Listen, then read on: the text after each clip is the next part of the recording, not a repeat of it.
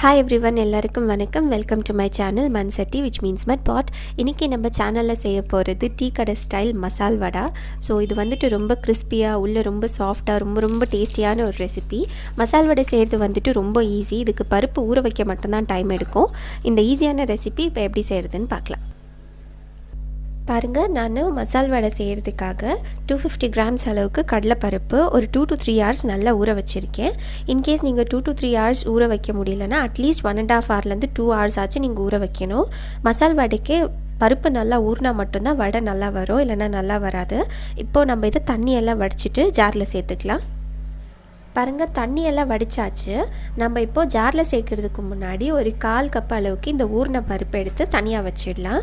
ஏன்னா நீங்கள் எல்லா பருப்பும் அரைச்சிட்டிங்கன்னா டெக்ஸ்டர் வந்துட்டு அவ்வளோ நல்லா இருக்காது. முழுசாக பருப்பு போட்டிங்கன்னா வடையில் அங்கங்கே சாப்பிடக்குள்ள ரொம்ப டேஸ்டியாக இருக்கும். இவ்வளோ எடுத்து வச்சா போதும். இப்போ நம்ம மிச்சம் இருக்கிற பருப்பை வந்துட்டு ஜாரில் சேர்த்துக்கலாம். பாருங்கள், பருப்பு வந்துட்டு ஜாரில் சேர்த்தாச்சு. இப்போ இது கூட நம்ம கட் பண்ணி வச்சுருக்கிற இஞ்சி சேர்த்துக்கலாம். இது ஒரு 1.5 டீஸ்பூன்லேருந்து 2 டீஸ்பூன் அளவுக்கு இருக்கும். ஒரு 8 cloves அளவுக்கு கார்லிக், 2 லவங்கம், கொஞ்சமாக பட்டை சேர்த்துக்கலாம். இப்போ இது எல்லாத்தையும் சேர்த்து நல்லா அரைச்சி எடுத்துக்கணும். பருப்பை வந்துட்டு அரைச்சாச்சு. பாருங்கள், இந்த அளவுக்கு அரைச்சா போதும். இது வந்துட்டு ரொம்ப சாஃப்டாக அரைச்சிட்டிங்கன்னா பேஸ்ட் மாதிரி வடை வந்துட்டு நல்லா வராது. கொஞ்சம் ரஃபாக இந்த மாதிரி அரைச்சி எடுத்துக்கோங்க. இதை வந்துட்டு நம்ம இப்போ மிக்சிங் பவுலுக்கு சேர்த்துக்கலாம். இப்போ இது கூட நாம் ஒரு 1/2 கப் அளவுக்கு குட்டி குட்டியாக கட் பண்ண ஆனியன் சேர்த்துக்கலாம். ஆனியன் எவ்வளோ சேர்க்குறீங்களோ வடை அவ்வளோ டேஸ்டியாக இருக்கும். 3 பச்சை மிளகா குட்டி குட்டியாக கட் பண்ணது. உங்களுக்கு ரொம்ப ஸ்பைஸியாக வேண்டாம்னா நீங்கள் 2 பச்சை மிளகா போட்டுக்கோங்க போதும். கட் பண்ணி வச்சு கொரியாண்டர் லீவ்ஸ், கறி லீவ்ஸ் சேர்த்துக்கலாம். கறி லீவ்ஸ் கூட கொஞ்சம் நிறையவே சேர்த்துக்கோங்க. கறி லீவ்ஸ் சேர்த்திங்கன்னா அந்த ஃப்ளேவர் வந்துட்டு ரொம்ப நல்லாயிருக்கும். இப்போ நம்ம ஆல்ரெடி ஊற வச்ச பருப்பு வந்துட்டு இதில் சேர்த்துக்கலாம்.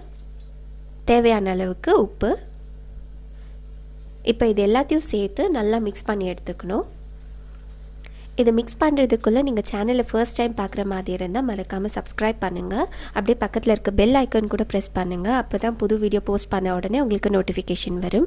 மறக்காமல் வீடியோ ஃபுல்லாக பார்த்து லைக் அண்ட் ஷேர் கூட பண்ணுங்கள். அண்ட் வீட்டில் செஞ்சு பார்த்துட்டு எப்படி இருந்ததுன்றது காமெண்ட்டில் சொல்லுங்கள். எல்லாத்தையும் சேர்த்து மிக்ஸ் பண்ணியாச்சு. வடை மாவு ரெடி. இப்போது இந்த மாதிரி நம்ம வடை மாதிரி தட்டி எடுத்துக்கலாம். அதுக்கு இந்த மாதிரி கொஞ்சமாக நம்ம மிக்ஸ் பண்ணி வச்ச மாவு எடுத்து உண்டை பிடிச்சிட்டு அதுக்கப்புறம் இந்த மாதிரி உள்ளங்காயில் வச்சு தட்டினீங்கன்னா வடை ஷேப் ஈஸியாக வந்துடும். இது நம்ம எல்லாத்தையும் இந்த மாதிரி ஷேப் எடுத்து சைடில் வச்சிடலாம். நான் மசால் வடை சுடுறதுக்கு எண்ணெய் வச்சுட்டேன். எண்ணெய் வந்துட்டு நல்லா காஞ்சிடுச்சு. இப்போ நம்ம வடை தட்டி வச்சுருக்கிறது ஒன்று ஆயிலில் போட்டுக்கலாம். பாருங்கள், எண்ணெய் வந்துட்டு இந்த அளவுக்கு காஞ்சா போதும். நீங்கள் வடை போடக்குள்ளேயே எண்ணெய் வந்துட்டு காஞ்சிடுச்சுன்னா வெளியில் வந்துட்டு தீஞ்சிடும். அது உள்ளே வந்துட்டு அவ்வளோ சீக்கிரமாக வேகாது. ஸோ ஹீட் வந்துட்டு எப்பயுமே மீடியமில் வச்சுக்கோங்க. எண்ணெய் கொஞ்சம் காஞ்ச உடனே வடை போட்டுருங்க. வடை போட்டாச்சு. இப்போ இது ஒரு 2 minutes நம்ம அப்படியே வேக விட்டுடலாம். வெந்ததுக்கப்புறம் தான் நம்ம இன்னொரு சைடு திருப்பி விடணும். இப்போவே திருப்பி விட்டோம்னா வடை வந்துட்டு உடஞ்சிரும். வடை ஆயிலில் போட்டு 2 minutes ஆச்சு. நல்லா வெந்துடுச்சு ஒரு சைடு. இப்போ இன்னொரு சைடு திருப்பி விட்டுடலாம். இந்த மாதிரி திருப்பி விட்டு ஒரு 4 to 5 minutes நல்லா வேக வச்சிங்கன்னாவே கிறிஸ்பி அண்ட் சாஃப்டாக வடை வந்துட்டு ரெடி ஆகிடும்.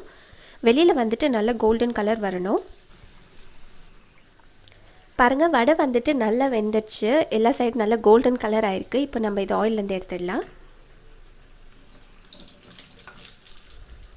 பாருங்கள், ரொம்ப ஈஸியாக அண்ட் கிறிஸ்பியாக மசால் வடை வந்துட்டு ரெடி ஆகிடுச்சு. இது வந்துட்டு ரொம்ப அடிக்டிவான ஒரு ரெசிபி. ஒரு வாட்டி சாப்பிட்டிங்கன்னா சாப்பிட்டுட்டே இருப்பீங்க. அண்ட் செய்கிறது கூட ரொம்ப ஈஸி. கண்டிப்பாக வீட்டில் ட்ரை பண்ணி பாருங்கள். உங்கள் எல்லாருக்கும் ரொம்ப பிடிக்கும். வேறு ஒரு ரெசிபியோடு பார்க்கலாம். Until then take care.